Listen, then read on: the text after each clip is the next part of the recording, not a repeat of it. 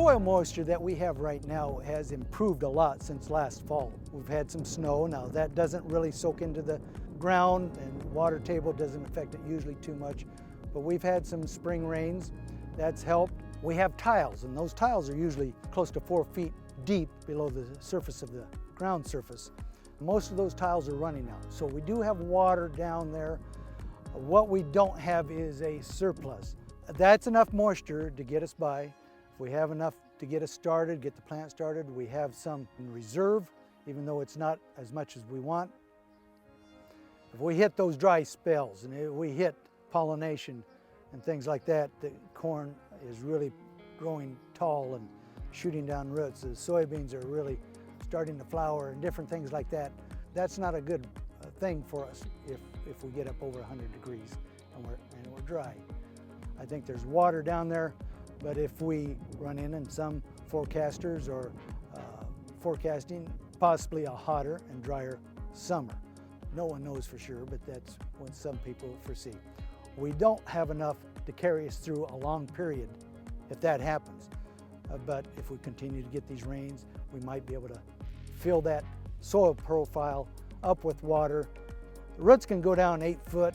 They can kind of keep feeding the plant and take them through a dry period. Genetics are really good. It looks like we're going to get a rain tonight, possibly going to cool down some next week. We're in a cool weather, and if you don't have a lot of sunshine, the soil will not dry out as fast.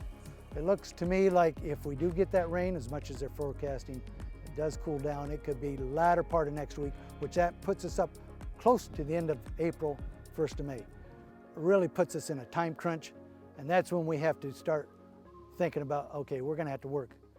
I mean, when we're in the planting season and harvest season, we usually work 16-hour days. I mean, that's just the way it is. But if we get to that type of conditions, when we move into May and we haven't planted, we'll be working even long hours than that. That affects us. We don't like doing that. That's no fun.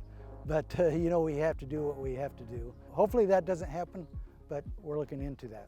If that happens, we'll be ready. I'd say, and we weren't going to get rain the following day, probably in 3-4 days, we'd be able to get into the field and start.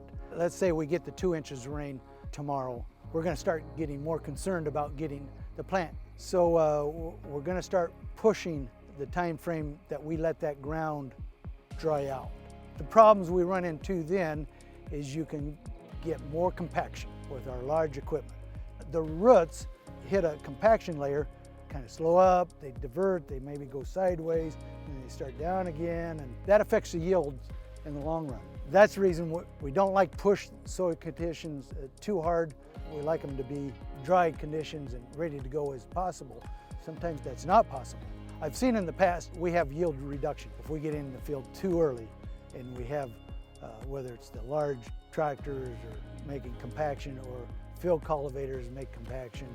That affects those roots, and anytime the roots are disturbed and don't flow down. And the best thing for roots are to branch out and they go straight down, so they're bushy. We looked at those last fall. A big bushy root system that goes straight down, that's not affected and by hitting a compaction layer.